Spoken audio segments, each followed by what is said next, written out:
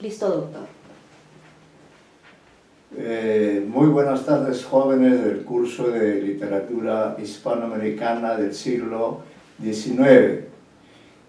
Según las indicaciones en esta reunión y quizá en las próximas, ustedes van a realizar su examen parcial, ¿no?, mediante la lectura del trabajo que han preparado para esta ocasión, de manera que yo voy a seguir muy atentamente esta lectura.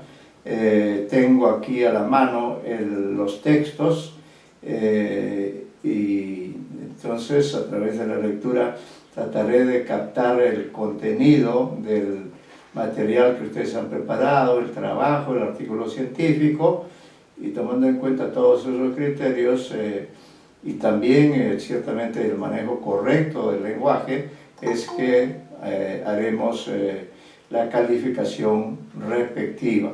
Entonces vamos a comenzar ahora en el orden de los alumnos que han asistido a esta reunión. Entonces, siendo así las cosas, comenzaríamos con la señorita Luna Montoya, cuyo material tengo a la vista.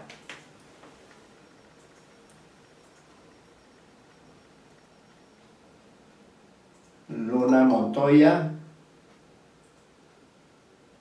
Todavía no ha ingresado, doctor.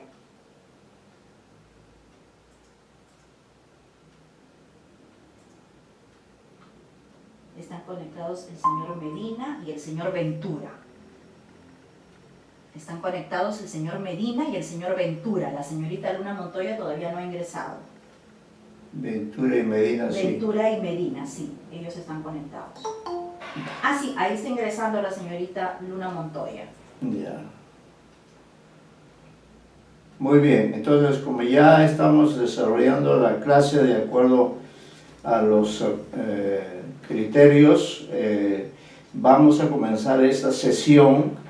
Para ustedes y para mí es muy importante porque ustedes van a hacer la defensa, la lectura, ¿no? La lectura principalmente del trabajo que han realizado acerca del relato El Matadero.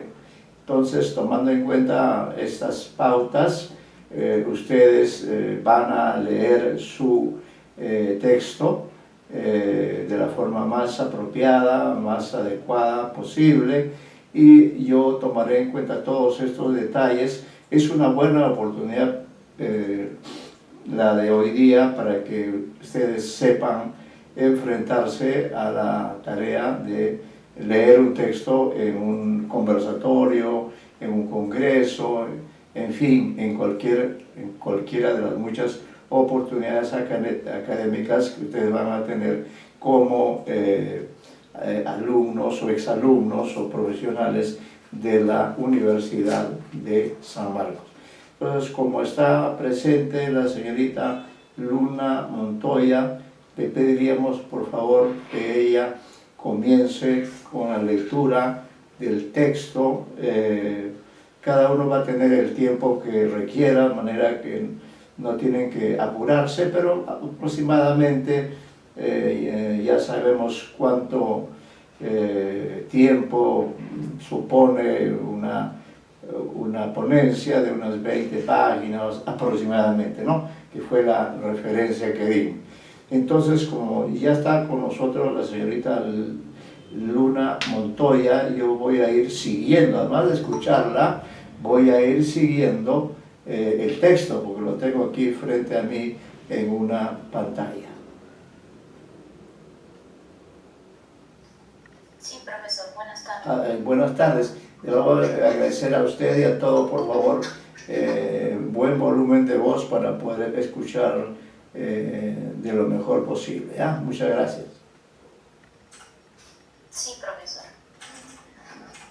¿Ya puedo comenzar? Sí, ya puede usted comenzar. Puede comenzar con el resumen, ¿no?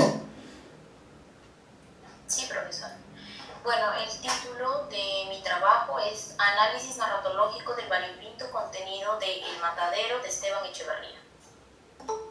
Como resumen, Dice así: la época virreinato y dictadura de Juan Manuel de Rosas en Argentina inspira a José Esteban Antonio Echeverría a escribir El Matadero, cuento en el que se enfrentan el liberalismo político frente a la dictadura cruel y el poder eclesiástico corrupto. A partir del control del consumo de carne, nace el conflicto y la opresión que conllevan al salvajismo y la muerte. La intención de la obra es revelar la situación histórica y política que ocurrió en su país y denunciar el mal actuar de las autoridades absolutistas y tiránicas que solo se preocupaban por su propio bienestar y por obtener el mayor control posible sobre la población. Los tópicos de la obra están relacionados enteramente con la religión y política.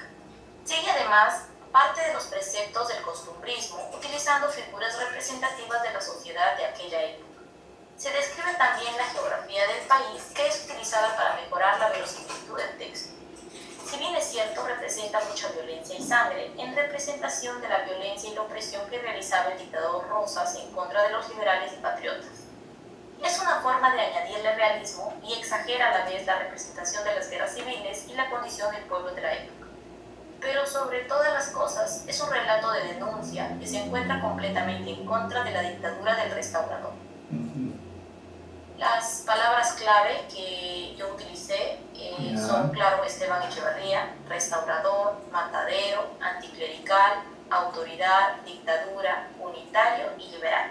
De acuerdo. Luego, claro, tengo el mismo resumen en inglés y también las palabras clave. Ajá. Y para comenzar ya el trabajo en sí, yo comencé hablando de la figura de Esteban Echeverría. En Buenos Aires, Argentina, en 1805, nace José Esteban Antonio Echeverría, un escritor de la generación del 37, perteneciente a la corriente literaria romántica en su periodo inicial. Sus padres, don José Domingo Echeverría y doña María Espinosa, los pierde durante su infancia, lo que desencadenó su juventud algo desordenada. Dijo esto porque abandonó la Escuela de Ciencias Morales en el año 1823 para dedicarse a trabajar de dependiente en una casa comercial, que en ese entonces era llamada Lésica Hermanos. Pese a toda esta aparente desventura, de uno u otro modo logra ir a Europa para enderezar su camino. Entre los años 1825 viajó en un bergantín francés hacia Burdeos y París, hasta el año 1830 que regresa a Buenos Aires. En su lejanía de la patria y al encontrarse en París, esta ciudad empieza a iluminar su camino. Aunque carecía de medios para estudiar en las grandes universidades por su situación de extranjero y la situación política, que se encontraba convulsa por la lucha contra los liberales y la situación de los jesuitas, logra interesarse por las teorías sansimonianas, que impulsa el sentido social moderno de pureza orientado hacia la utopía. Pero lejos de conocer a los grandes sabios de la época, toca simplemente las ramas más populares por su fácil acceso. Sin embargo, es así que forja el camino de escritor que toma y que desempeña con tan buen semblante y maña.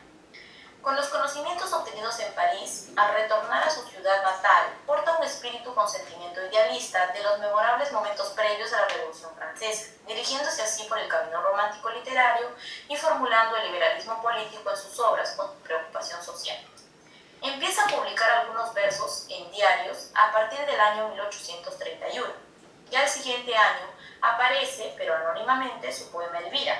Ya en los años siguientes, con mayor entusiasmo, Los Consuelos, de 1834, y Las Rimas, de 1837. En el año 1837 funda la sociedad secreta Asociación de Mayo, en la que se discutían los problemas de la sociedad y de la patria, buscando el socialismo y democracia.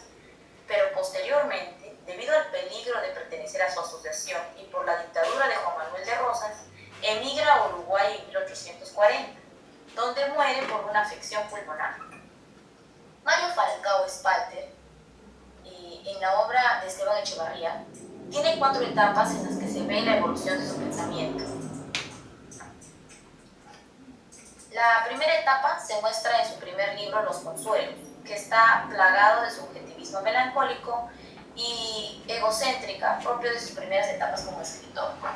La segunda etapa se remonta a la época en la que escribe La Cautiva y El Matadero, y más bien nos ofrece una visión más objetiva de los sucesos que vivía en su época en Argentina.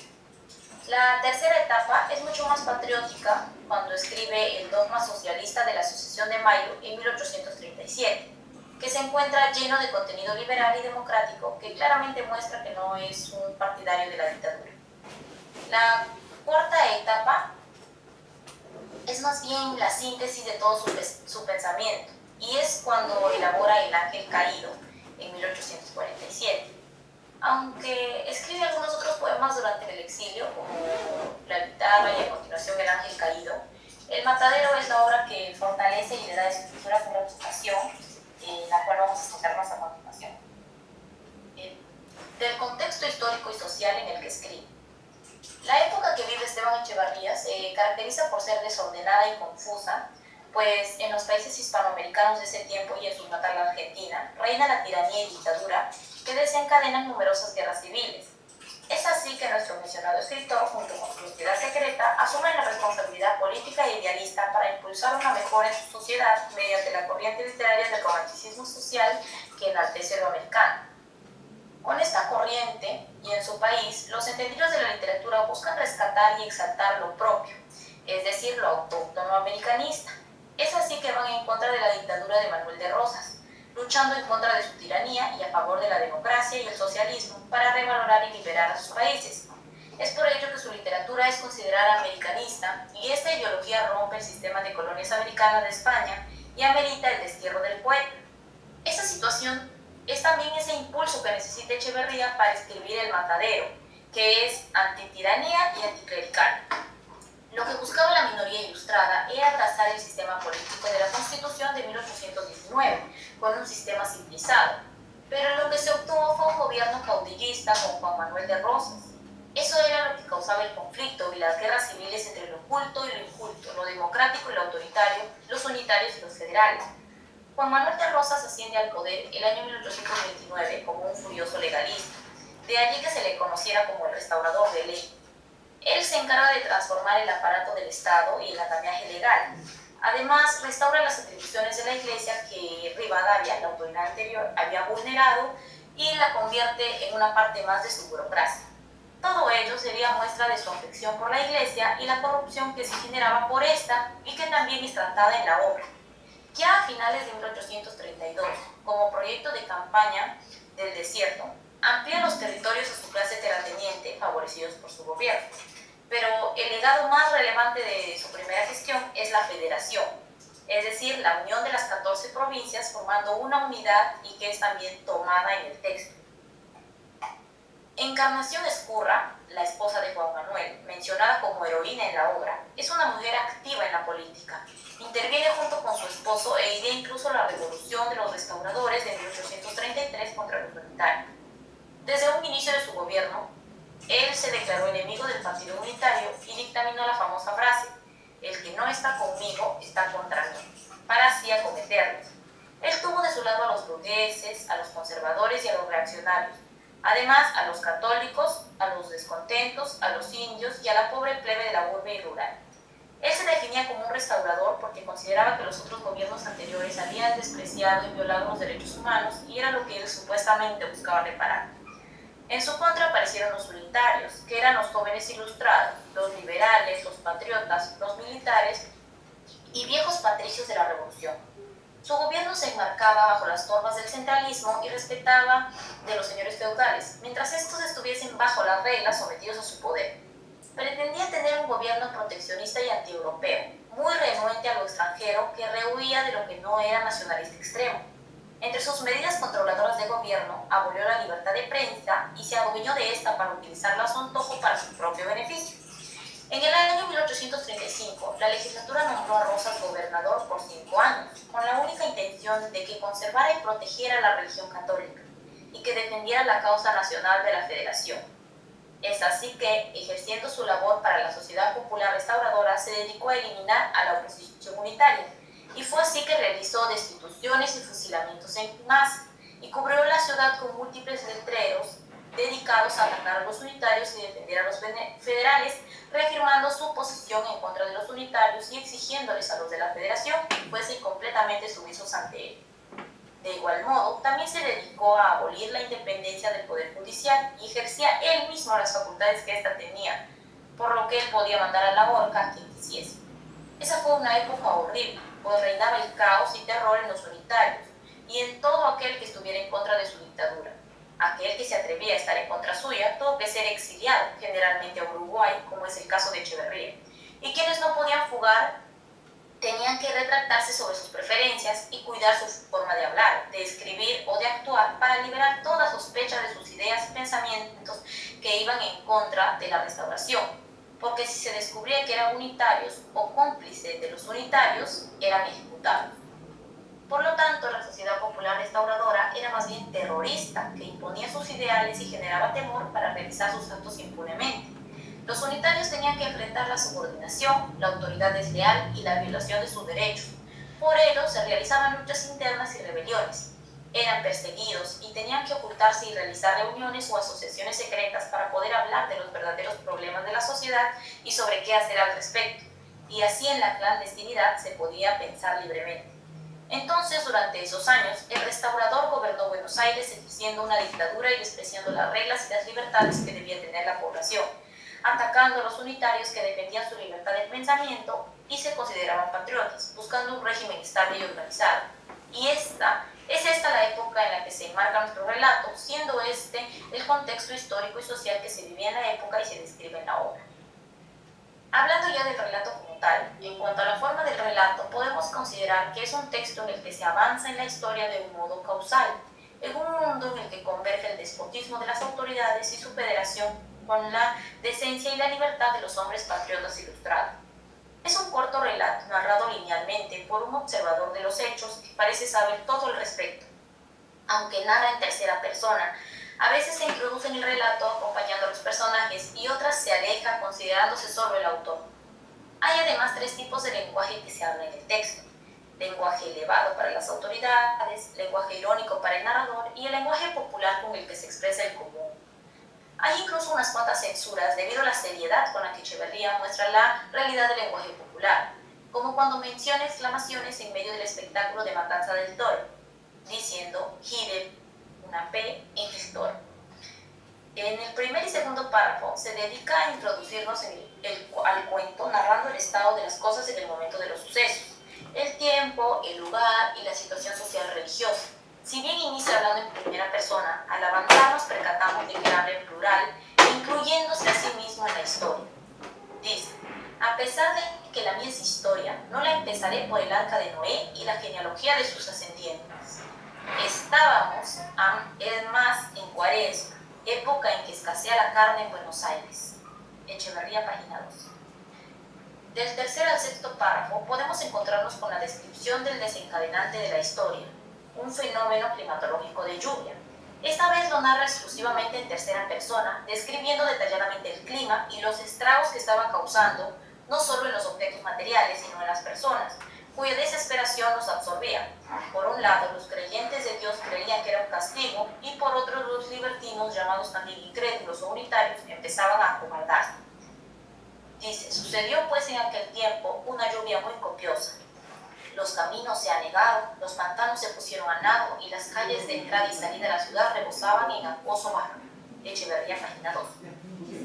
Dice también: vuestra impiedad, vuestras herejías, vuestras blasfemias, vuestros crímenes horrendos han traído sobre nuestra tierra las plagas del Señor.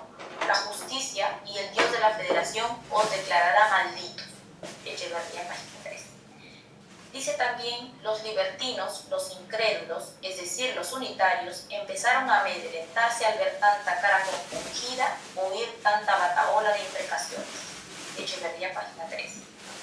Del sexto al noveno párrafo, de lo que se trata es de indicar los estragos que estaba causando el fenómeno anterior en el matadero de la ciudad, y por tanto en la alimentación y estómagos de toda la población y también en su economía, pues la comida empezaba a encarecerse. También este fragmento es narrado en tercera persona, pero el narrador figura como un observador de los hechos, pues los conoce muy bien, hasta lo que sucedía con los ratones y otro hecho muy curioso y gracioso a la vez. Dice: pero lo más notable que sucedió fue el fallecimiento casi repentino de unos cuantos gringos herejes que cometieron el desacato de darse un hartazgo de chorizos de Extremadura, jamón y bacalao, y se fueron al otro mundo a pagar el pecado cometido por tan abominable promiscuación. Echeverría, página 3.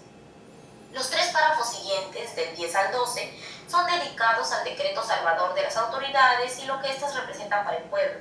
También narrado en tercera persona, muestra las acciones tomadas por las autoridades debido al problema que atravesaban y es también una crítica hacia el control que ejercían sobre la población, sobre todo las autoridades eclesiásticas, incluso sobre lo que comían. Revela aquí que culpaban de todo los liberales y que eran realmente egoístas y preocupados por cierta parte privilegiada de la población.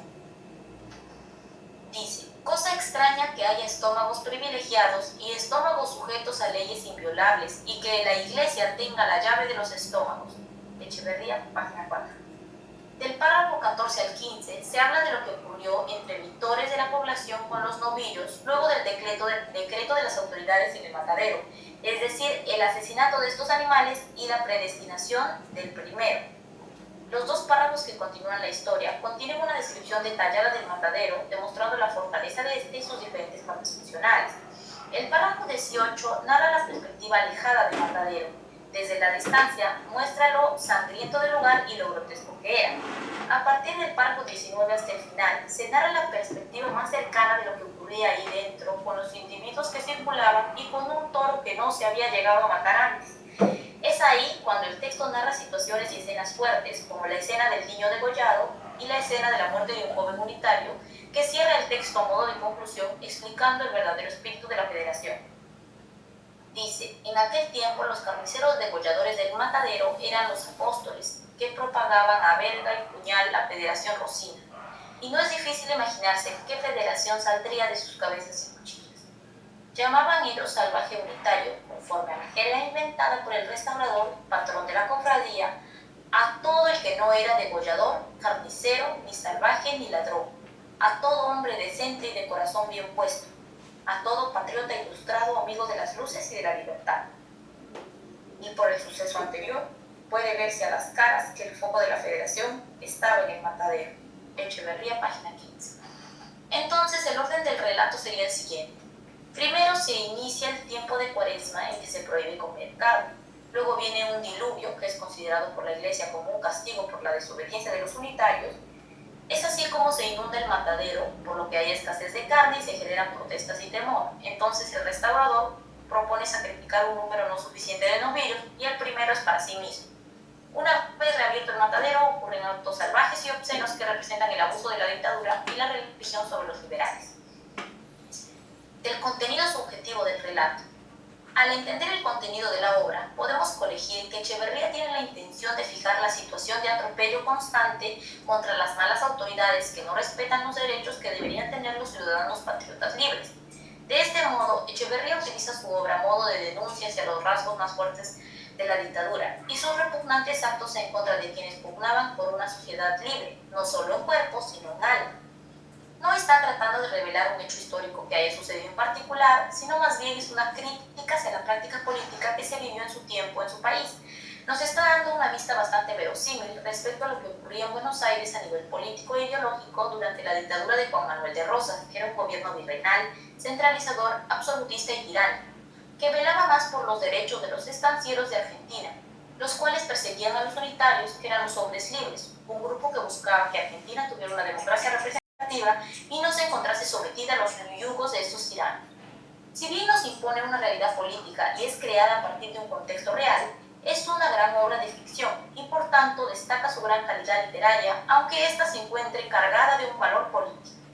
Entonces, el relato está conformado por 2 espacios temporales, el tiempo inmediato y el histórico. El tiempo inmediato es aquel en el que se están narrando los hechos, el momento del suceso con duración fija, y el tiempo histórico es la época histórica, valga la redundancia, en la que se enmarca el contexto de la historia, que serían los años 1830 durante la dictadura que ya hemos mencionado antes. En cuanto a las emociones que embargan o impulsan al autor, podemos hablar de la indignación como imperante en todo el texto. En carácter de denuncia deja constancia de lo perturbador que es vivir frente a esa situación de barbarie que representa la tiranía del dictador y el problema que la imposición de la religión representa para la libertad de la población. Por otro lado, podemos hablar también de la ironía, presente en varias partes del texto, pues plantea con ironía la irracionalidad con la que actúan los personajes de la Federación y las autoridades que hostigan a los unitarios. Dice, porque han de saber los lectores que en aquel tiempo la Federación estaba en todas partes. hasta entre las inmundicias del matadero, y no había fiesta sin restaurador, como no hay sermón sin Agustín.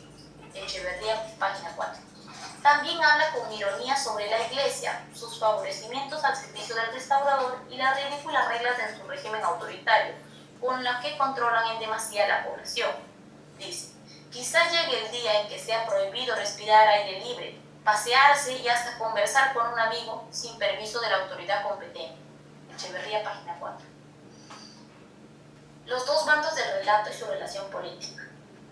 Las dos secciones sociales que se muestran en la obra están claramente determinadas por los unitarios y los federales.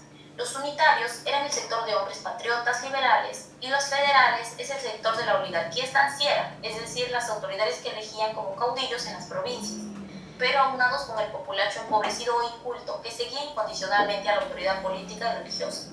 Aquí cabe mencionar que el autor se identifica con los unitarios e identifica su asociación secreta con los mismos, fuertes opositores de la dictadura. De este modo, el restaurador representaría al dictador Rosas y los federales a sus partidarios.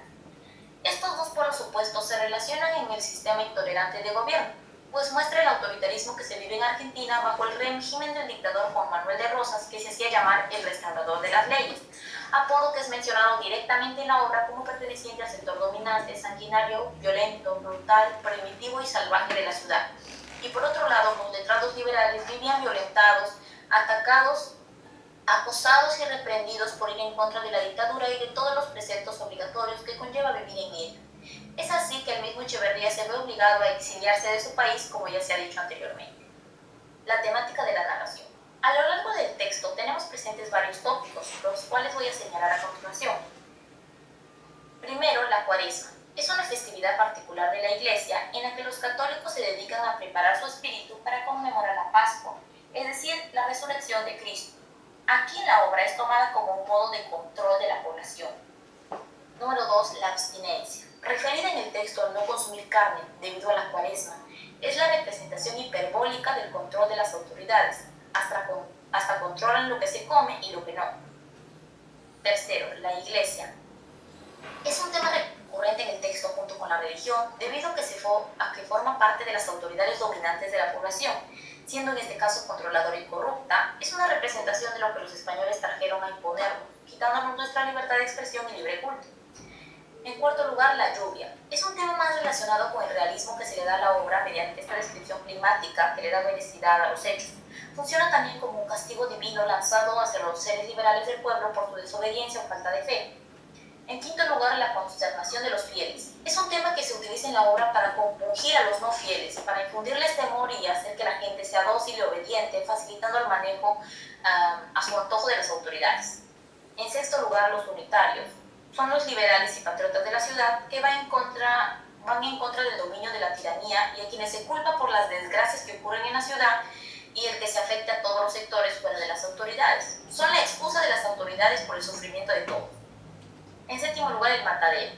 El matadero es el símbolo del salvajismo de las autoridades, de la insensibilización de la población frente a las malas acciones de la dictadura. En octavo lugar, la matanza. El símbolo del salvajismo y las malas acciones de las autoridades y de la convulsa situación que se vivía en aquel tiempo. Algo horrible, pero imparable. En noveno lugar, el restaurador, el símbolo de la opresión, egoísmo y corrupción de las autoridades, a quienes les importa solo el beneficio propio y lo obtienen a como de lugar, rompiendo la ley e incluso a costa de la población. En décimo lugar, la matanza del niño. Considero que podría responder a la eliminación de la inocencia, a la falta de respuesta emocional que presenta la población debido al control al que están sometidos y al régimen salvaje al que se han acostumbrado. El joven unitario representa el fragmento letrado de la población que lucha por su patria, que resiste, que aún mantiene su decencia y su moral intactas, espera con ansias la libertad y muere por ello.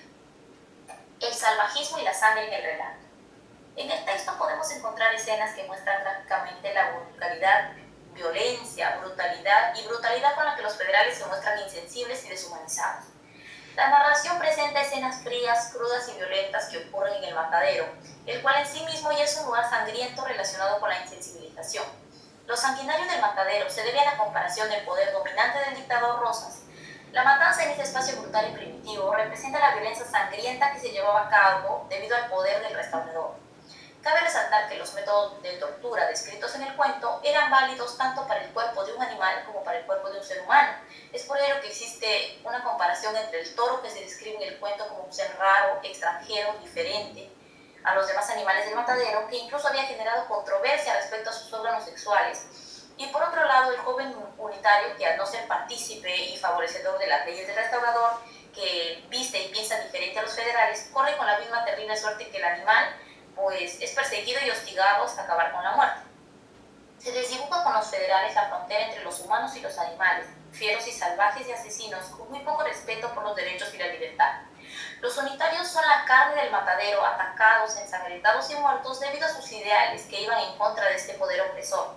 Así también, el matadero incluso se encarga de romper con la inocencia de un niño, matándolo, pues en este espacio tan cruel no hay lugar para la inocencia, la libertad y la candidez que representa un niño. Se muestra la escena realista de la decapitación de este niño, aunque de manera accidental, que muestra la poca atención que tienen los federales para con este suceso, mostrando una insensibilidad casi animal, que los muestra como unos salvajes sin respeto por la vida humana más que por la suya propia. Dice: y en efecto, el animal acosado por los gritos y sobre todo por dos picanas agudas que le espoleaban la cola, sintiendo flojo el lazo, arremetió bufando a la puerta, lanzando a entrambos lados una rojiza y fosfórica mirada. Dióle el tirón al enlazador sentado, su caballo desprendió el lazo del asta. Crujió por el aire un áspero zumbido y al mismo tiempo se vio rodar desde lo alto de una horqueta del corral, como si un golpe del hacha la hubiese dividido a cercén, una cabeza de niño cuyo tronco permaneció inmóvil sobre su caballo de palo, lanzando por cada arteria un largo chorro de sangre. Echeverría, parte 8. En cuanto a la escena de Matasiete, esta también muestra una exacerbada violencia y brutalidad que es apoyada y celebrada por el pueblo, que se vuelve cómplice del suceso, pues la única forma en la que se relaciona con este fragmento de la población que tiene el control es apoyando las causas y siendo controlados ideológicamente por estos. Dice: «¡Viva Matasiete!», exclamó toda aquella chusma, cayendo en tropel sobre la víctima, como los caranchos rapaces sobre la osamenta de un buey devorado por el tigre. Echeverría, página 11.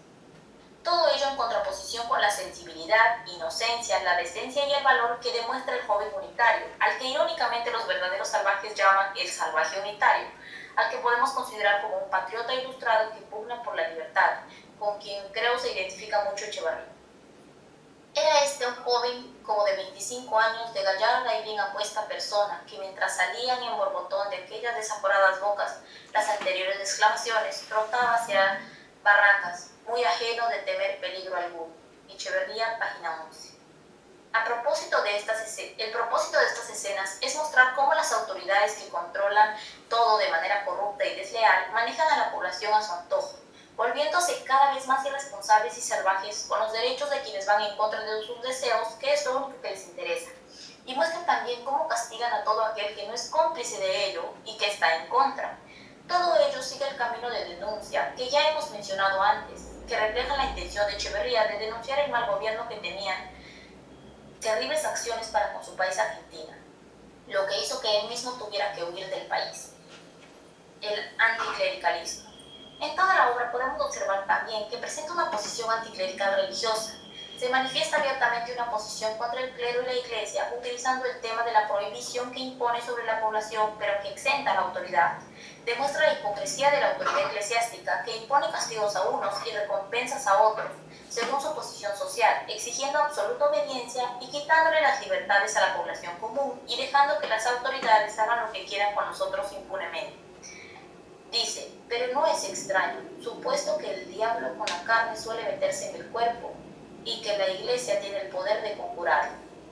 El caso es reducir al hombre a una máquina, cuyo móvil principal no sea su voluntad, sino la de la iglesia y el gobierno».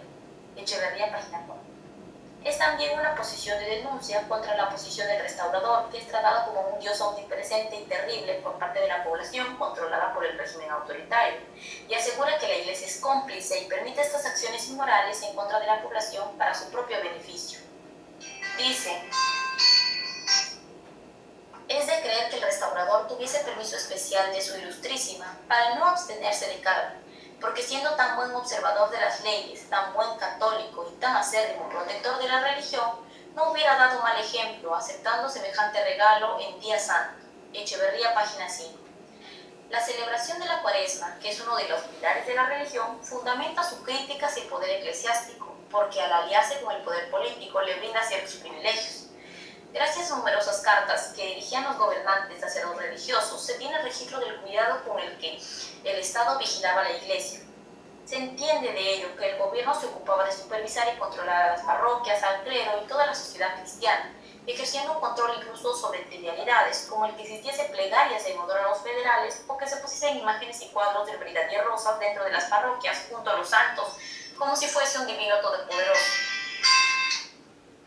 Al dictador no le bastaba regular la vida pública de sus ciudadanos y buscaba la Iglesia para controlar incluso la vida privada. Es por ello que mantenía nexos muy estrechos con la Iglesia y consideraba que los unitarios eran enemigos declarados de Dios y de las leyes. Se trataba de igualar lo cívico y lo religioso para legitimar su poder incluso frente a Dios. Y como no es una novedad que los creyentes son dóciles y obedientes frente a los mandatos de la Iglesia, ello también era aprovechado por las autoridades para aumentar aún más el control que pretendían tener sobre la población. Convertía al clero en otra herramienta que favoreciese la política y que regulase las actitudes que no favorecían a las autoridades en su dictadura. La geografía descriptiva. No podemos dejar de mencionar también el cuadro descriptivo de la geografía argentina, pues el autor juega con la perspectiva alejada y cercana y permite también describir detalladamente el clima, la geografía del lugar, contribuyendo a las imágenes y las escenas del texto y a darles mayor validez. Dice, el espectáculo que ofrecía entonces era animado y pintoresco, aunque reunía todo lo horriblemente feo, inmundo y deforme de una pequeña clase proletaria peculiar del Río de la Plata. Echeverría, página 5. Los hechos poseen mayor verosimilitud gracias a estas descripciones detalladas que permiten al lector fijarse en la escena como si estuvieran ahí presentes y captar la perspectiva mejor con el contexto. Pero para que el lector pueda percibirlo a un golpe de ojo, preciso es hacer un croquis de la localidad. Echeverría, página 5. Con el croquis de la localidad nos hace sentir que estamos dentro del libro y podemos así ubicarnos mejor en las historias para poder entenderlas y entender las diferentes perspectivas desde las que se puede pensar los hechos. Desde la perspectiva a distancia muestra la extravagancia y rareza del lugar y de la segura y personajes que aparecen en la historia. Y desde la perspectiva cercana nos muestra con aún más realismo el salvajismo y la sangre de aquel horrible y inmundo lugar. El costumbrismo. Pero las descripciones que hacen Echeverría en el texto van más allá de la geografía, pues representa ciertos hábitos populares propios de esa época. Muestra muchos fragmentos en los que se detallan las costumbres de vestir y del quehacer popular. Aquello también le añade realismo a la obra y afianza su calidad, pero por otro lado muestra la versión desagradable y crítica de la ciudad. Por ejemplo, se marginaliza al hombre unitario que es asesinado al final y es considerado casi un animal completamente alejado de lo que la ciudad acepta como suyo. Como parte también del costumbrismo, se tiene el tipo de lenguaje de habla popular que también contiene algunos pasajes del texto en el que la chusma, que se ha adueñado de la estancia, habla. Este costumbrismo está completamente relacionado con la referencia a la historia real de Argentina que representa, pues muestra la realidad de aquella época en cuanto a su historia política y social mediante las descripciones ambientales que se representan en las acciones y los personajes. Se apoya en muchos datos concretos para añadirle verosimilitud al texto, por ejemplo, señalando el año de la Federación al restaurador y a los letreros rojos que seguramente reinaban en Argentina durante la dictadura. El ritualismo en la obra. Si colocamos la obra del margen de observamos a profundidad las celebraciones en ellas, podemos también señalar que existen numerosas alusiones a rituales políticos y religiosos, e incluso sexuales. Es de este modo que podemos observar desde un inicio, con el culto religioso, que se está celebrando la época de Cuaresma, que es una celebración o fiesta religiosa enmarcada dentro de las costumbres o tradiciones de la Iglesia Católica. Y en ella se pretende celebrar el ritual en el que no se permite la ingesta de carne, siendo esta una norma que implica que una población carnívora controle su deseo por la carne. Y es así que se genera una guerra intestina entre la conciencia religiosa que tiene la gente y la exigencia de sus estómagos o cuerpos. Sin embargo, debido al problema de la lluvia y la inundación, se inicia el ritual que propone el restaurador, que modifique el curso del ritual oficialmente instaurado por la Iglesia de la Cuaresma, cuando solicita que se reinicien las actividades en el matadero, realizando una fiesta de carne que simboliza la supremacía del cuerpo sobre la conciencia y la incontinencia devoradora del restaurador, que estaría asociado con lo salvaje, sanguinario y feroz, y todo lo contrario a los valores convencionales que se debería tener acorde con el mandato divino de la Cuaresma, demostrando la supremacía del restaurador y el control que ejercía su gobierno incluso sobre la Iglesia, que tenía poder hasta para controlar lo que se comía. Por último, se podría hablar de una fiesta sexual respecto a la violencia que se desencadena en el cuerpo del toro y del joven unitario, de quienes se duda de su sexualidad burlándose de él. Esto aludiría al ataque y violación a la que se somete a los unitarios durante el gobierno de Rosas. En estos tres rituales podemos manifestar que existe una contradicción entre la promulgación del decreto de la Iglesia, que es roto por el planteamiento político, al que le interesa más su propio beneficio y satisfacción, aunque tenga que transgredir las normas que seguiría un buen católico. Pero ello no es cuestionado por la Iglesia, que acepta la transgresión y sigue la corriente del juego carnavalesco de la carne, que es asociado con lo inmundo, lo impuro, lo sucio, lo sangriento y contaminante, que justamente es impropio del tiempo de abstinencia que serviría para purificar las almas en época de Cuaresma, que es el orden natural que debía seguirse. El dictador es entonces un transgresor de leyes que empuja a los demás a esa violencia y transgresión que rompe con las leyes legítimas, justificándose con las desgracias por las que culpa a los unitarios, al decir que es un castigo divino por su desobediencia, librándose de la responsabilidad de sus transgresiones. La Iglesia es quien permite la transgresión, volviéndose cómplice del mal social y la desdicha de los unitarios, hipócrita con su rol de purificar las almas y alivianar los espíritus.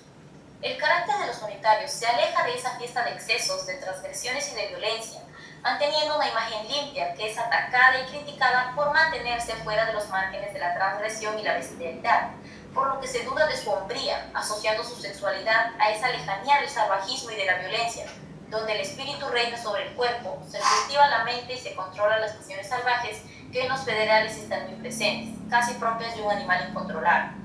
Es así también que en cuanto a lo sexual, se alude incluso a la sodomía, pues pretendían sodomizar al unitario y exhibirlo, querían violentar su cuerpo por resistirse a someterse al poder. Es por ello que aquel ser puro revienta de rabia debido a la explosión pasional que yo considero simboliza lo fuerte de su espíritu y su lucha en contra del poder abusivo. Conclusiones.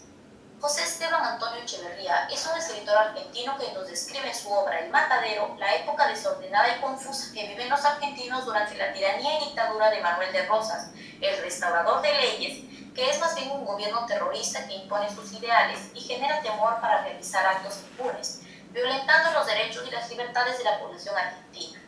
Los unitarios, hombres patriotas y liberales en pro de la democracia, eran los únicos que se atrevían a contrariar este sangriento gobierno, por lo que eran perseguidos y atacados.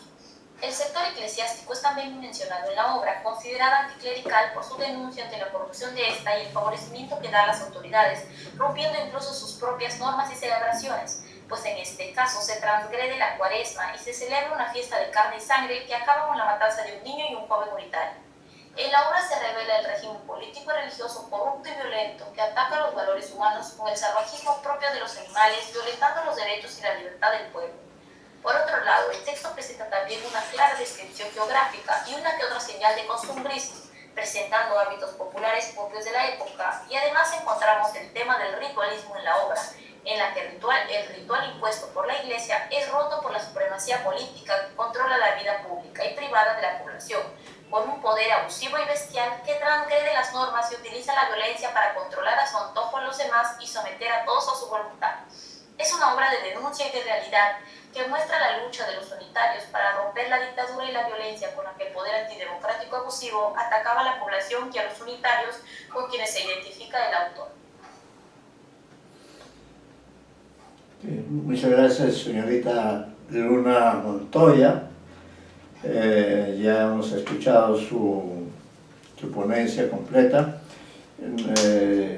Solo queremos destacar en todo caso que es un trabajo amplio, un trabajo que ha demandado un esfuerzo, que ha redundado pues, en este texto que evaluaremos, tomando en cuenta que también para estos casos es importante el buen manejo del lenguaje. En todo caso, muchas gracias por haber inaugurado este ciclo de exposiciones sobre una obra que es muy importante, como ustedes se dan cuenta, ¿no? Y cuya vigencia hasta el día de hoy se mantiene, ¿no? Las malditas dictaduras que han ensombrecido a este continente. Todo eso fue capaz de captar Echeverría con todos esos ingredientes, como se ha señalado. Bien, entonces después de la señorita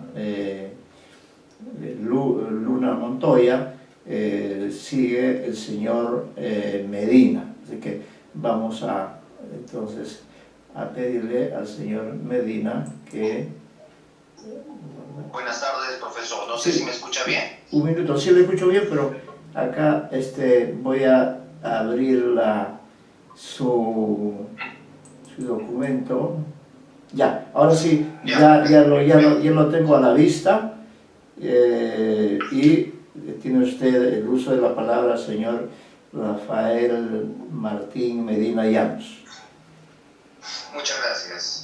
Análisis literario de El Matadero de Esteban Echeverría. Resumen. La presente investigación tiene por objetivo realizar un comentario crítico, analítico y narratológico de la obra El Matadero del escritor argentino Esteban Echeverría, vivió entre 1805 y murió en 1851. Se ha trabajado brevemente sobre el contexto histórico, el plano del contenido, el plano de la expresión y algunos elementos narratológicos, encontrando en el cuento una obra pionera dentro del contexto hispanoamericano respecto al empleo de un mecanismo ficcional de alta calidad estética con una importante significación realista de los acontecimientos contemporáneos a la vida del autor, lo cual constituye una valiosa demostración de genuino interés del intelectual por el bienestar de su sociedad. Palabras clave: romanticismo, matadero, unitario, federal. Introducción, primera parte.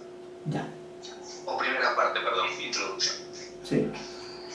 Como las otras naciones hispanoamericanas, la actual República Argentina experimentó un largo proceso de consolidación política tras la Revolución de Mayo, 1810, contra la autoridad española. La autonomía que se tenía que asumir inevitablemente podía derivar en anarquía o nuevas formas de tiranía de los grupos de poder que se conformasen. Por ello, junto con la liberación política del yugo hispano, se tuvo que enfrentar una transición de poderío que pasaba por elegir la forma de gobierno que se emplearía para la configuración estatal. ¿Qué forma de gobierno elegir? En ese momento entraron en escena dos posiciones contrarias: las federalistas versus las unitarias. Los unitarios defendían la necesidad de un gobierno centralizado en las Provincias Unidas del Río de la Plata, administrado por un régimen liberal. El federalismo propugnaba la autonomía de las provincias, donde cada una debía de tener su propio gobierno, constitución, leyes y economía. Sin embargo, reconocían la existencia de un gobierno nacional con poder limitado y encargado solo de algunas cuestiones. Una ventaja que tenían los federales sobre los unitarios es que los primeros gozaban de la influencia dominante del área rural, por la adhesión de los estancieros y demás campesinos y pobladores, ya que estos últimos estaban insertados en una fuerte dependencia económico-social de los afortunados estancieros. Es de particular importancia mencionar la figura dominante de Juan Manuel de Rosas. Nació en 1793 y murió en 1877. Hijo de latifundistas, perteneció a una familia muy rica. Adepto al Partido Federal, acaudilla una conspiración contra los unitarios con la ayuda del Pacto Federal en 1831, llegando al gobierno de Buenos Aires. Pleno de poderes, persiguió a sus enemigos políticos con implacable determinación. La represión parecía no tener límites. Incluso se llegó a afirmar que se debía de inundar las calles de sangre y de color rojo, simbología del terror, sangre y barbarie. Esto último afirmado por Santos Silva y Liborio Eulalio en un texto del 2015. Fue en este gobierno que surge el autor José Esteban Antonio Echeverría, escritor del romanticismo, idealista liberal argentino, que habría de luchar en contra del poderío de Rosas. Número 2. Sobre el autor. José Esteban Echeverría nació en Buenos Aires en el año 1815 y murió en Montevideo en el año 1851. Su obra fue fundamental para el desarrollo del romanticismo en Hispanoamérica, pues su estancia en París entre 1825 y 1830 lo puso en contacto con la literatura y con el pensamiento más avanzado en Europa del momento, de Vigny, Musset, Dumas y, en el plano ideológico, Curie y Saint-Simon, y le permitió difundirla a su regreso. Asimismo, en el plano político, Echeverría alcanzó notoriedad como opositor a la dictadura del general Manuel de Rosas, oposición que lo llevará al exilio en Montevideo en 1840 por su actividad al frente de la joven generación argentina, también llamada Sucesión de Mayo, que él mismo había fundado 2 años antes. Desde el exilio, continuó con su propaganda activa contra el dictador hasta su muerte. De su obra en prosa, aparte de los escritos de carácter político reunidos en Dogma Socialista de la Sucesión de Mayo de 1846, destaca sobre todo el relato breve El Matadero, echado en 1838 y publicado a título póstumo. La importancia del relato es doble, por la violentísima denuncia que supone a la dictadura de Rosas y por ser el inicio de la narrativa hispanoamericana del siglo XIX. Contexto social. En Argentina, desde 1830, los escritores se esfuerzan por abandonar los patrones exóticos europeos para dar paso a la naciente corriente americanista que trata de rescatar y exaltar lo autóctono americano. Es así como surge la generación de jóvenes que, como Esteban Echeverría, se debaten en medio de guerras civiles provocadas por los partidos federales y unitarios y elevan su pensamiento crítico en contra de la tiranía de Rosas. Esta situación le acarrea al poeta el destierro y exilio en Francia, con una actitud visionaria sobre las repúblicas hispanoamericanas, y consciente de la realidad de su patria, Echeverría proyecta años después en su país las ideas del liberalismo político. La difusión de esta ideología acarrea la ruptura de las colonias americanas con España, y esto da lugar al florecimiento de la literatura americanista, que asimila las particularidades histórico-culturales de los pueblos argentinos. El poder eclesiástico, unido al poder político, ejercían la hegemonía del país, provocando la inestabilidad social. En este contexto surge el relato El Matadero, uno de los primeros cuentos que presenta la lucha contra la tiranía y el anticlericalismo en Hispanoamérica. Por la forma en que es contada la historia, podemos decir que el género literario presente en el texto corresponde al género narrativo. Es un cuento que narra lo que acontece en un pueblo de Buenos Aires. En él se especifica el tiempo y espacio en el que se desarrollan los hechos. Es una narración breve que emplea como elementos ficcionales muchas características del modo de vida de los argentinos de los años contemporáneos con el cuento, en una atmósfera de opresión por la unión férrea entre la Iglesia y los grupos de poder del momento. Contexto histórico-literario. Los años comprendidos entre 1830 y 1860 se caracterizan por la anarquía imperante en el sistema político. Surgen numerosos caudillos en los países hispanoamericanos, reina el despotismo tiránico y la sucesión de guerras civiles. En Argentina, de 1829 a 1852, toma el poder político Juan Manuel de Rosas. En el lapso comprendido entre este periodo y la organización social de las repúblicas hispanoamericanas, nace la corriente literaria conocida con el nombre de romanticismo social. Los escritores, entre ellos novelistas, poetas y ensayistas, asumen la responsabilidad y participación política por medio de sus obras. Nace la corriente americanista que da pie a la literatura de tipo regionalista y costumbrista, donde se toma como red temática los caracteres peculiares de cada sociedad. El romanticismo, como escuela literaria, surge y se extiende en el marco geográfico histórico de Europa y posteriormente de América en el siglo XIX.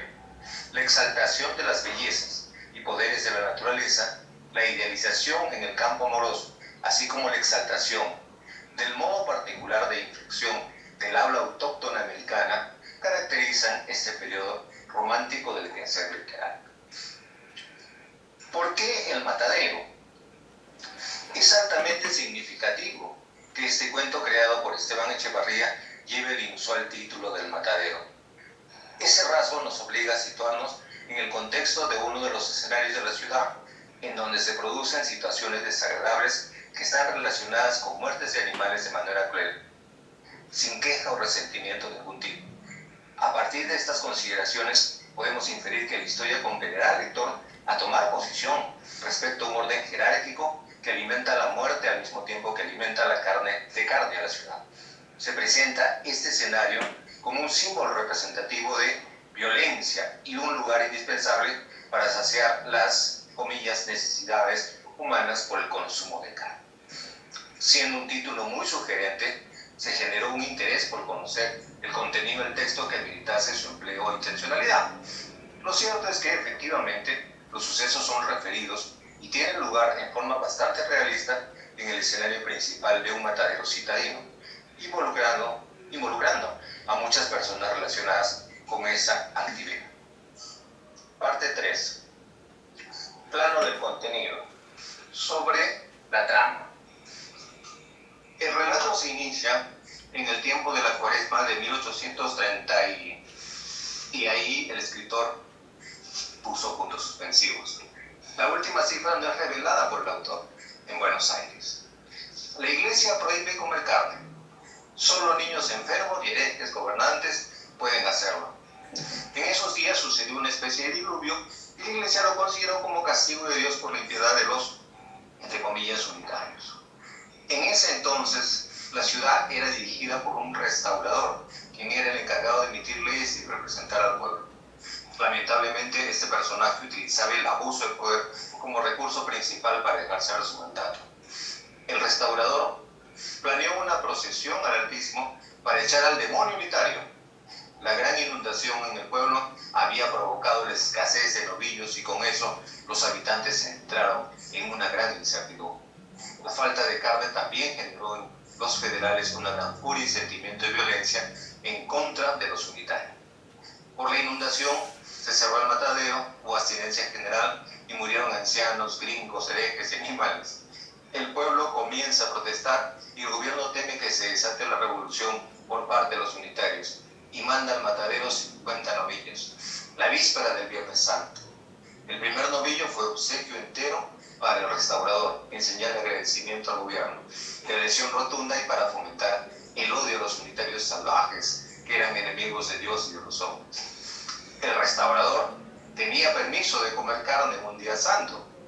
Dice el texto: hay estómagos privilegiados y estómagos sujetos a las leyes inviolables y que la iglesia tenga la llave de esos o de los estómagos. Página 18. Los 49 novillos restantes provocaron fuertes encuentros bélicos entre los habitantes. Ante esto, el juez del matadero impuso su orden para controlar a las personas, lo cual en efecto no tuvo una buena aceptación. El matadero de la Convalecencia o el Alto estaba situado en las quintas del sur de la ciudad. Era una playa rectangular colocada al final de dos calles, con un zafón de aguas fluviales que recoge la sangrasa del matadero y a cuyos lados hay innumerables cuevas de ratones.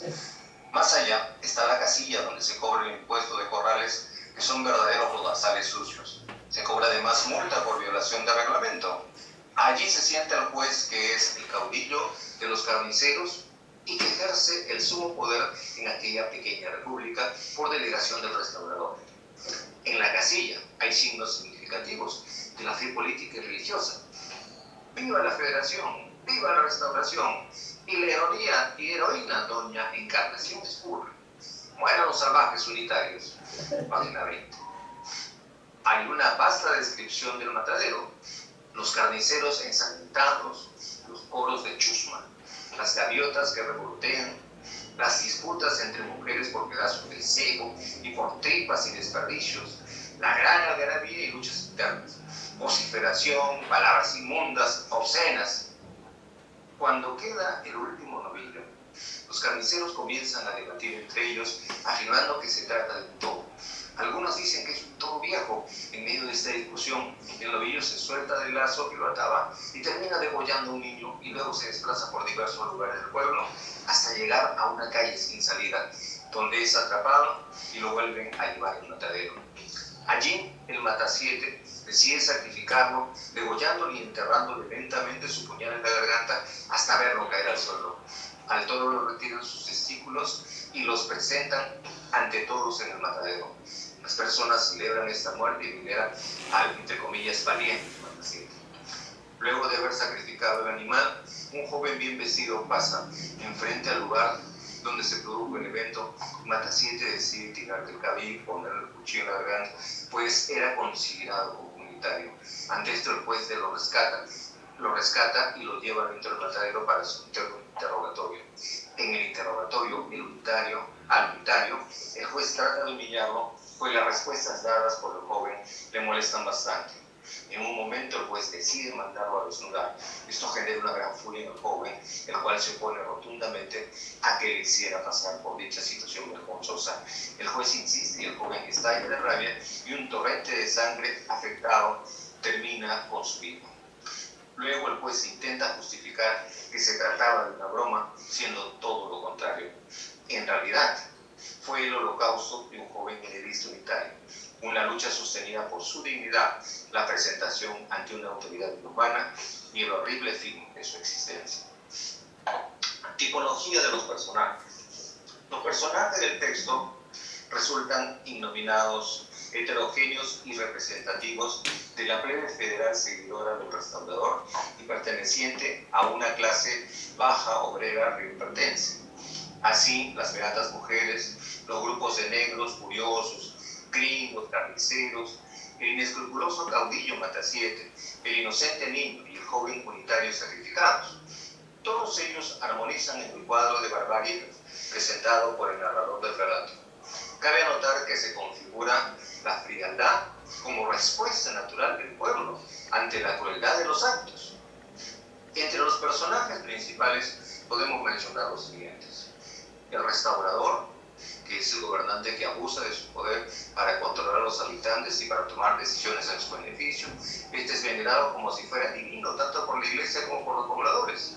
A modo de hipótesis, podríamos afirmar que este personaje haría alusión a Juan Manuel de Rosas, que era gobernador de la provincia de Buenos Aires y enemigo de los unitarios. El joven unitario aparece en el suceso final del relato. Este es humillado por el juez delante de todos los carniceros y también por Matasiete, quien lo agrede con su puñal para quitarle la vida. El juez del matadero es el personaje que más poder secular tiene en el matadero. Nombrado por el restaurador, se percibe como un caudillo al que todos los carniceros deben obedecer y cumplir sus órdenes.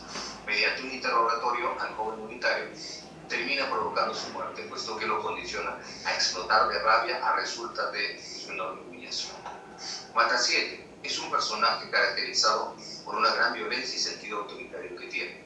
Se caracteriza por tener gran fama en el pueblo y específicamente en el matadero como degollador de unitarios. Otros personajes que se presentan en la historia en forma ocasional y secundaria son los siguientes: las achureras, nombre que hace referencia a aquellas mujeres que se encargan de recolectar las vísceras de los animales sacrificados. Los federales, carniceros y degolladores del matadero, identificados con la ideología política federalista, y los unitarios, que eran los enemigos de los federales y los que recibían los abusos. Tema central. Podemos distinguir que la más representativa es la temática de la violencia. A lo largo de la historia, el narrador describe cómo el comportamiento de los habitantes se torna muy agresivo, produciéndose no solo matanza de animales, sino también de personas en forma arbitraria e irracional. Las situaciones son descritas de manera cruel y detallada, tanto la manera en que son asesinadas las personas y la forma en la que son tratados los unitarios, considerados como los enemigos del gobierno de la iglesia. Otros importantes temas que desarrolla el cuento son los siguientes: el abuso del poder, que que es utilizado por la Iglesia, el restaurador, prohibiéndole a las personas poder consumir carne, además estableciendo los privilegios sobre quién puede o no consumirla. Este abuso es aplicado también por el juez del matadero, quien afirma su imparcialidad, pero luego se deja influenciar por el mataciente, un carnicero que usa su influencia y fama en la comunidad para abusar de un unitario, humillándolo y amenazándolo de muerte. La religión. A lo largo del relato se percibe el dominio hegemónico ejercido por la Iglesia, donde rechazan a los unitarios y los instan a convertirse para salvar su vida. Además, se evidencia el poder que tiene la institución eclesial sobre los prejuicios de los habitantes, puesto que con la situación de la inundación predicaron un inminente fin del mundo para lograr que los unitarios se convirtieran al cristianismo y salvaran sus vidas. El honor. Pese a lo que estaba sufriendo el joven unitario siendo humillado delante de todas las personas, este mantuvo su honor hasta su muerte. Esto se deja ver cuando expresa: degollarme antes de desnudarme. Este prefirió estallar por dentro al ser avergonzado delante de todos en el matadero. Arquetipos políticos ideológicos en el relato. A través de los cuadros costumbristas que nos muestra el relato, podemos apreciar la intencionalidad crítica de la situación político-religiosa que se describe. El choque ideológico entre unitarios y federales. Se testimonia la presencia de las fuerzas imperantes y de sus opositores unitarios. Los federales católicos, seguidores de la Iglesia y poseedores del poder político. El restaurador, autorizado por el dictador Rosas, y la supremacía de estos en el matadero. La narración está constituida por escenas frías, violentas, crudas, producto del despotismo y la anarquía. Estas escenas señalan un costumbrismo hiperbólico en el matadero del pueblo. Podemos distinguir dos directrices arquetípicas. La primera atañe al aspecto político-ideológico y se configura a través de la crítica al despotismo, el atropello al ser humano y abuso del poder.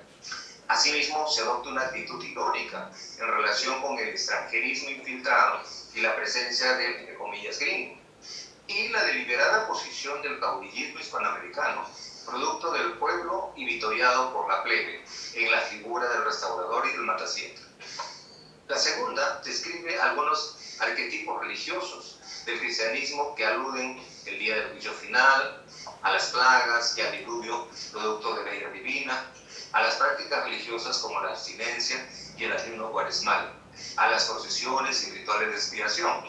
Se establece un paralelismo sobre la pasión de Cristo en la tortura, crucifixión y muerte del joven unitario. La celebración cuaresmal se constituye en el pilar fundamental del relato que permite la crítica por parte del narrador y el desarrollo de los acontecimientos en general. Apunta el texto. Estábamos a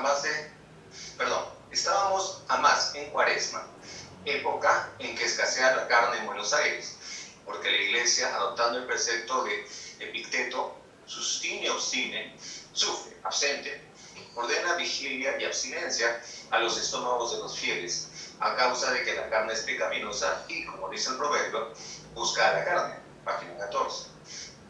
Es de creer que el restaurador tuviese permiso especial de su ilustrísima para no abstenerse de carne, porque siendo tan buen observador de las leyes, buen católico y tan acérrimo protector de la religión, página 19. Los privilegios que otorga el poder político en su alianza con el poder eclesiástico es el móvil de toda la escena en el matadero de la convalecencia. Visión del mundo. El relato está inmerso en el contexto político-social que se circunscribe al periodo histórico del siglo XIX hispanoamericano, donde la literatura adquiere la responsabilidad social y el compromiso con el hombre. En este sentido, resulta imposible para el escritor abstraerse de la realidad objetiva.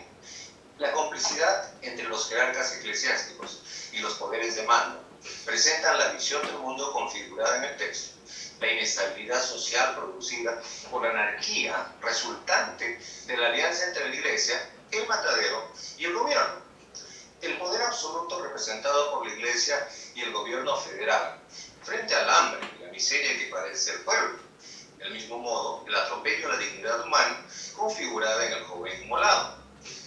El tributo al restaurador dispensado compensado de la abstinencia por la bula eclesiástica, por ser un buen católico, todos los elementos del relato denotan el poder federalista tiránico, frente a la oposición de los unitarios, hombres honestos, amantes de la libertad, en la problemática sociopolítica de la dictadura de la tiranía y el caudilismo imperante en el siglo XIX en América. Echeverría denota el pensamiento político liberal del momento y se esfuerza por conocer y dar a conocer la realidad argentina dentro de la sociedad progresista del siglo y la naciente corriente americanista. La ideología en el texto se constituye en compromiso legítimo entre la creación literaria y la situación política. Señala el relato: siempre pandilla cayendo como buitres sobre la víctima inerte. Degüéllalo, Matasiete, quiso sacar las pistolas. Degüéllalo como al toro. Pícaro unitario, es preciso tuzarlo. Tiene buen pescuezo para violín. Tócale el violín. Mejora la resbalosa. Problemas, dijo Matasiete, y empezó sonriendo a pasar el filo de su daga por la garganta del caído, mientras con la rodilla izquierda le comprimía el pecho y con la siniestra mano le sujetaba los cabellos. Página 30. El tema del relato se confirma como político, con la aparición de los dos bandos. Los unitarios como parte de la ideología o constitución liberal y los federales, caudillos tiránicos o muchos de ellos carentes de ideología política. Se explicita un gobierno de facto, de hecho, y la imposición del poder. Aunque se trata de un relato ficcional, los elementos empleados por Echeverría personalizan un cuadro realista de costumbres que encaja muy cercanamente a lo sucedido en la historia argentina. El autor interpretó su país a través del matadero y los carniceros para exponer la división insalvable entre bandos políticos no solamente contrarios, sino uno perseguidor y el otro perseguido. Podemos apreciar el tránsito de la historia a la literatura. En el siglo XIX, la literatura está directamente comprometida con la historia. Hay un afán constructivo de crítica, el texto literario denuncia, y esta relación se constituye en característica de la literatura hispanoamericana. El relato entonces se convierte en denuncia política junto al relato ficcional propio del quehacer literario. Cuarta parte. Plano de la expresión.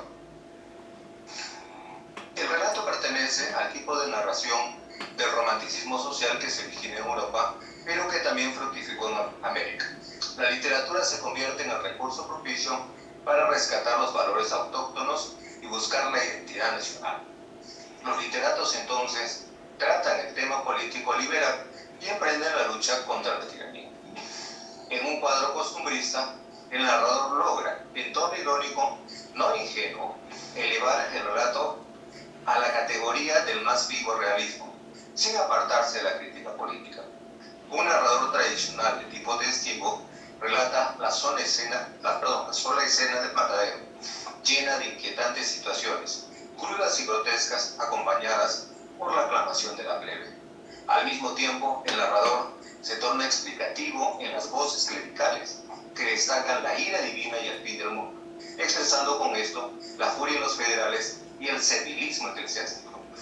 Emite además juicios de valor directos. Qué nobleza de alma, qué bravura la de los federales. Página 30. El curso de la descripción se presenta intercalado de constantes diálogos y coros teñidos de las más grotescas expresiones, que resultan calco del lenguaje soez de la turba que acompaña al carnicero Matasiete. De aquí que se puedan señalar como constantes pasajes costumbristas realistas en forma dialogada. El género literario es una narración mixta, siendo en una primera parte identificado con un cuadro de costumbres para luego propiciar la estructura narrativa del cuento. El espacio físico del relato está circunscrito al paisaje del matadero y a su vez se conforma con la problemática, el espacio social determinado en el texto.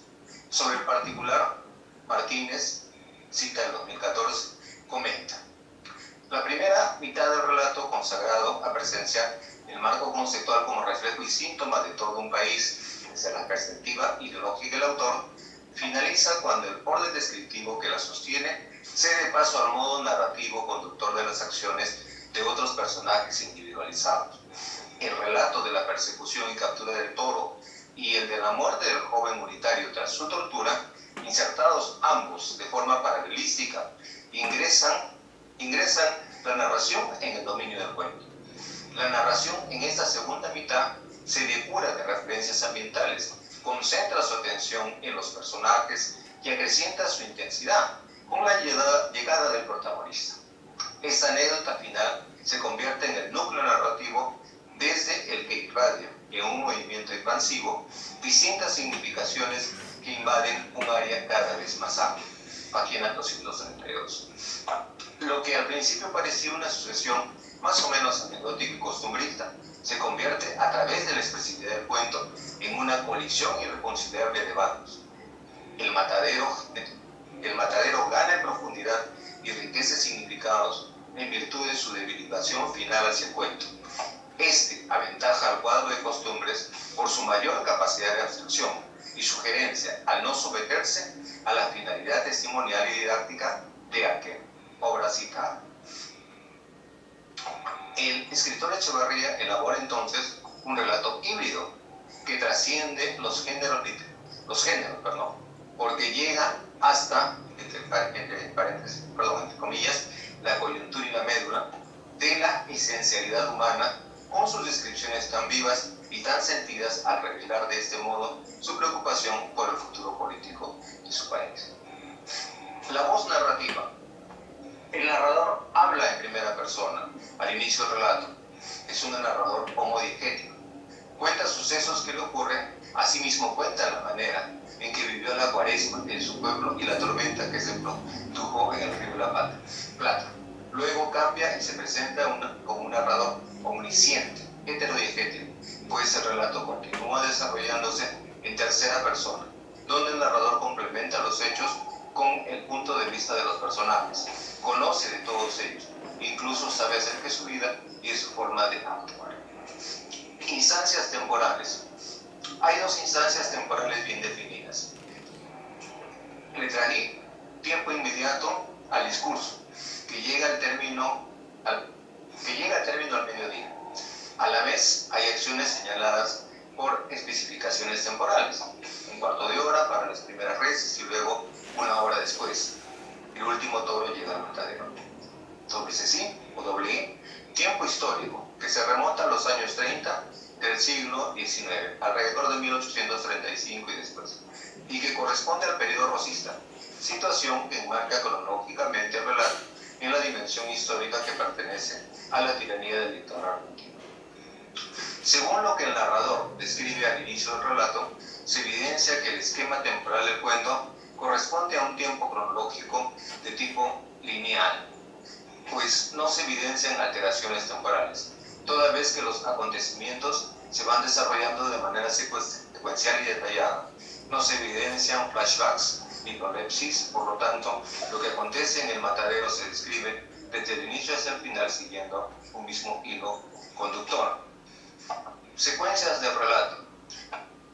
Las acciones del discurso se organizan en secuencias que van desde el problema de la abstinencia cuaresmal y el imperio de los abastecerros religiosos federales hasta el aparente castigo del diluvio como consecuencia de ira divina, la justicia de Dios, del Dios de la federación y maldición del cielo.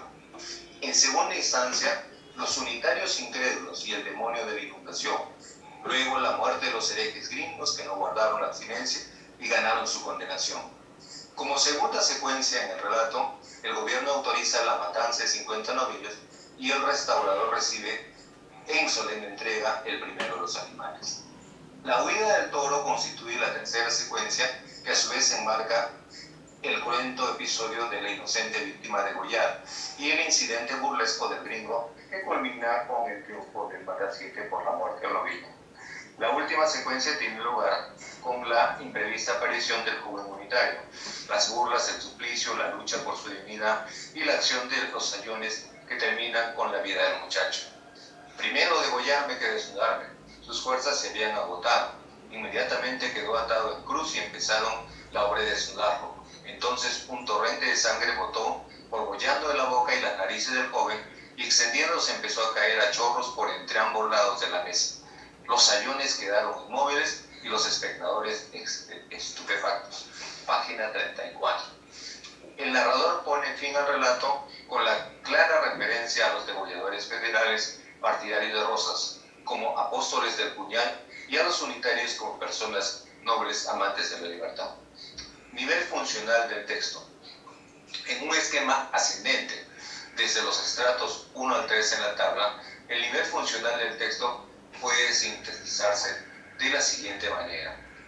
En una perspectiva inicial, tenemos una descripción de la problemática, que es una problemática social, político y religiosa. Luego una perspectiva media, que son las acciones que se describen en el matadero y en la cual se ve la acentuación de la problemática. Y en un tercer nivel, que sería el nivel de la perspectiva final, donde ya ocurre la inmolación de las víctimas y se presenta un cinismo descarnado, un cinismo bestial y la consumación del holocausto.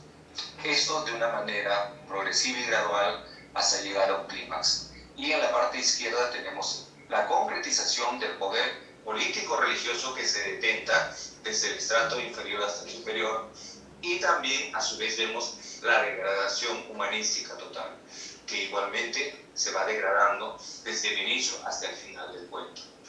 Hay más poder, pero también hay más degradación. El cuento desarrolla una sombría perspectiva del avance de una civilización que mantenga un orden político-social sobre la base del modelo que caracterizaba a la ciudad del matadero. La perspectiva inicial enfoca el problema en las tres dimensiones: social, político y religioso, que representaría el proceso histórico de las luchas de los pueblos hispanoamericanos de la época. En la perspectiva media se acentúa el proceso de barbarie que culmina con la degradación total del ser humano en la última perspectiva y la concretización del poder político-religioso. El lenguaje empleado.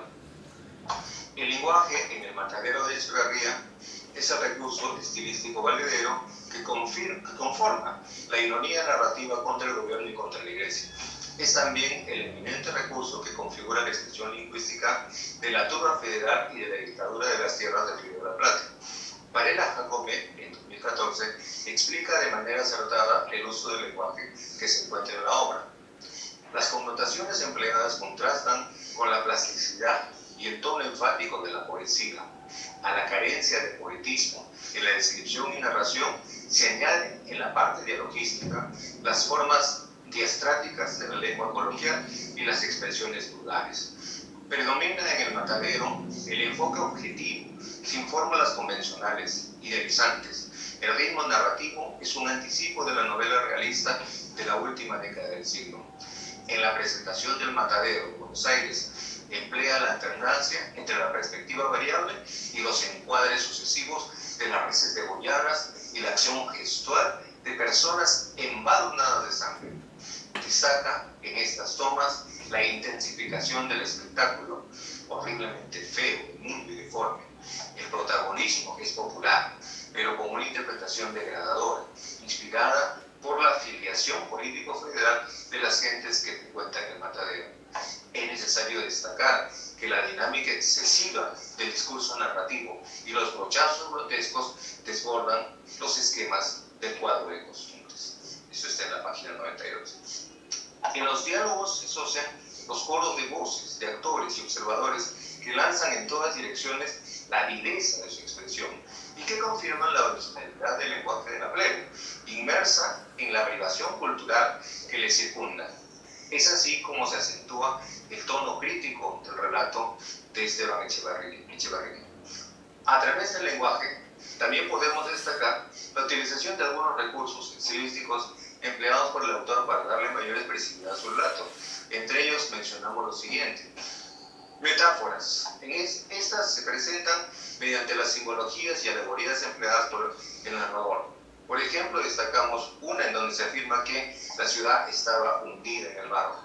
Dentro de las simbologías podemos encontrar las siguientes: la lluvia representa el caos y desorganización que fue provocada por la iglesia al no permitir el acceso a la carne. La inundación, representada por los problemas que estaban sufriendo los habitantes del pueblo. Los novillos, representados por lo que el pueblo más desea y requiere con urgencia, y el hecho de que se sometían a la voluntad del gobierno y la iglesia para obtenerlo. El toro está representado por un símbolo de resistencia y oposición a las órdenes de la iglesia y del restaurador.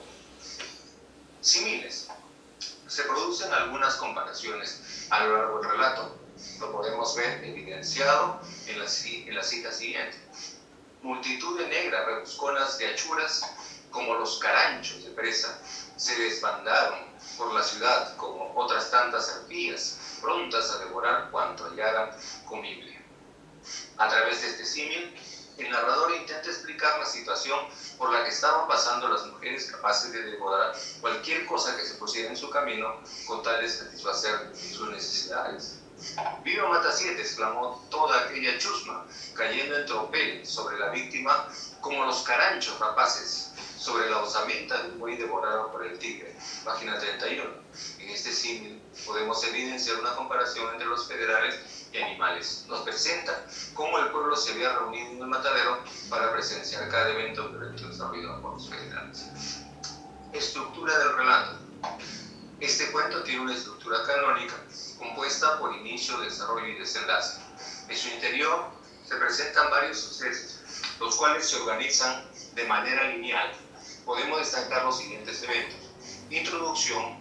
En esta parte se empieza la historia con una narración del autor en primera persona, contextualizando el lugar donde acontecen los hechos y presenciando los motivos que lo llevaron a relatar dicha historia. Desarrollo. Esta es la parte más extensa del relato, y en ella se presentan varios sucesos. Luego del autor haber contextualizado la historia de Buenos Aires, se comienza a relatar la historia de manera secuencial. Primero empieza describiendo los hechos referidos a la inundación que fue provocada por una tormenta que se produjo en el Río de la Plata. Se continúa el relato hablando acerca de la escasez de novillos, que fue dejada por la inundación. Se presentan los hechos provocados por el toro, el cual decapita a un niño que se encuentra alrededor de este. Otra de las escenas presentadas es la del joven humanitario, el cual es atacado por Matasiete, quien lo amenaza de muerte, y el juez sale al rescate, pero con su segunda intención: humillarlo delante de todos los federales. Conclusión. El final se presenta con la muerte del joven unitario. A raíz de la burla del juez, estalla una de las arterias del joven, provocando la furia que el juez le había generado, o provocado por la furia que el juez le había generado, tratando de desnudarlo y ponerlo en vergüenza delante de los federales. Frecuencia de relato. Este relato presenta una frecuencia iterativa, ya que cuenta acontecimientos que pasaron varias veces. A lo largo del relato podemos apreciar cómo el narrador hace referencia a que los abusos del poder o de poder del restaurador, la iglesia y el juez eran muy recurrentes y que hacían uso del mismo cada vez que lo consideraban necesario y para su beneficio. Con todo, la historia sigue un mismo hilo conductor, sin producir cambios repentinos y drásticos en la trama. Una de las frases finales es de pasmosa monotonía. Los federales habían dado fin a una de sus innumerables proezas. Velocidad de la historia. De acuerdo a los hechos presentados desde el inicio y durante el desarrollo, se evidencia que la velocidad empleada es en escena, pues los hechos se van contando de manera pausada, describiendo cada uno de los acontecimientos siguiendo un mismo hilo conductor, sin alterar la historia con cambios de escenarios repentinos, pues toda la historia gira en torno a un mismo lugar, el matadero. Es aquí donde todas las situaciones se van produciendo. Esquema actancial. El análisis actancial de una obra se centra en sus actantes, es decir, en los elementos diegéticos que participan dentro de la obra, los que llevan a cabo las acciones que le dan sentido a la trama. Aunque en la mayoría de las ocasiones podemos atribuir un actante específico a uno de los personajes, no siempre se trata de personas. A veces pueden ser animales, objetos e incluso valores. Tenemos en este gráfico el eje del saber y el eje del poder. Quienes saben o pueden comunicarlo es el destinador, el objeto y el destinatario. A su vez, en el eje del poder está un sujeto que es ayudado, tiene un ayudante, y a su vez tiene un oponente que se opone. Y entre ellos dos está el eje del deseo. Este eje del deseo es precisamente lo que desea el sujeto obtener. La dinámica es la siguiente: el sujeto va a conseguir el objeto y para ello va a valerse del ayudante y del oponente. Pero ¿por qué el sujeto necesita el objeto? Hay un destinador que de alguna manera ha desencadenado los acontecimientos y a su vez ese objeto, al ser ya obtenido por el sujeto, va a tener un destinatario. Eso sería un esquema actanciano. Y según los acontecimientos podemos rápidamente en este cuadro ver que el sujeto sería el personaje principal, es el restaurador. ¿Por qué? Porque a través de su decisión se produjo una gran violencia. Este es el personaje principal del esquema actancial. Luego, el objeto. El objeto es lo que el sujeto quiere conseguir, lo que lo mueve a actuar. Y lo que se quiere conseguir es tener acceso a los novillos y poder satisfacer las necesidades, en este caso de carne. Ahora bien, el destinador, que es el personaje, motivo, fuerza interna o externa que mueve al sujeto a conseguir el objeto. ¿Por qué fue necesario que actuara este sujeto para conseguir el acceso a la carne? Por la escasez de los novillos, que es el resultado de las lluvias inusuales que producen inundaciones y se tienen que cerrar temporalmente el matadero. El destinatario es quien se beneficia si el sujeto consigue el objeto. En este caso es el mismo restaurador juntamente con el pueblo, pero quien iba a tener el control total del pueblo sería el restaurador. Y por otro lado, los afectados. Los afectados serían los unitarios. En este caso también son destinatarios, pero en un sentido negativo, porque también se ven afectados por esa situación. Un ayudante, que sería el que ayuda, el ayudante, uno de los ayudantes fue el mismo restaurador, quien intentó controlar la situación comprando los novillos. Y el oponente, que son los actantes que se oponen a que el sujeto consiga el objeto, se convierten en los villanos o agresores o simplemente oponentes. Producto de estos estaba muy limitada la carne. Serían los federales, generaron una gran cantidad de violencia en contra de los unitarios para que estos no pudieran disfrutar de los novillos. Y por eso los unitarios son fueron los perjudicados. Parte 5, conclusiones. Señor Medina,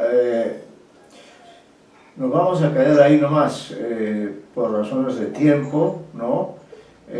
Vamos a dar ya por leídas sus conclusiones y lo que restaba, pero como hoy hemos comenzado con 2 personas que han expuesto, para la próxima semana vamos a tratar de comenzar del modo más exacto, ¿no? Y es de manera que ojalá podamos llegar a 2 o 3 exposiciones. Las 2 han sido las inaugurales. Creo que para todos nosotros ha sido muy provechoso, muy beneficioso el trabajo de sus 2 compañeros, ¿no? A ambos mis felicitaciones, y ya habrá oportunidad de quizá hacerles algunas observaciones puntuales, pero en general felicito el gran trabajo realizado, ¿no? La gran labor que han cumplido en relación con este relato, y me alegro de haberlo elegido porque realmente tiene una trascendencia que se mantiene vigente hasta hoy, ¿ya? Así que agradezco a la señorita Luna Montoya, agradezco al señor Medina, damos por concluida su presentación ahora por razones de tiempo, y como ya la próxima es otra la atmósfera, entonces comenzaremos, que esto quede claro también, seguiremos el orden, ¿no? Es decir, ya en la próxima expondrían Minaya, Ortega, Santos Quispe, ¿no? Sí, Santos Quispe, Ventura, y Villena. Quedan, digamos, 5 exposiciones, de manera que creo que en 1 o 2 clases a lo sumo, ¿no?, podremos cumplir con este requisito, y creo que ha sido muy beneficioso para todos porque les ha permitido conocer un texto importante, leerlo, analizarlo, hacer uso de todos los recursos que han aprendido, han utilizado diferentes perspectivas, ¿no? Desde ese punto de vista realmente quedo muy satisfecho por el nivel de trabajo de ustedes, y ya algunas particularidades las veremos ya en la próxima reunión. ¿Ya? Muchas gracias a ustedes, muchísimas gracias, felicitaciones a ambos expositores que han estado presentes para iniciar este ciclo de las exposiciones por el examen parcial. Entonces, nos veremos el jueves, ¿no? Hasta ahí nomás llegamos hoy día. Muy buenas, no sé si son todavía, bueno, estamos todavía en la tarde, ¿no? Estamos terminando la tarde de hoy, 7 de diciembre del 2021 en nuestro curso. Muchas gracias, muy buenas tardes a todos ustedes.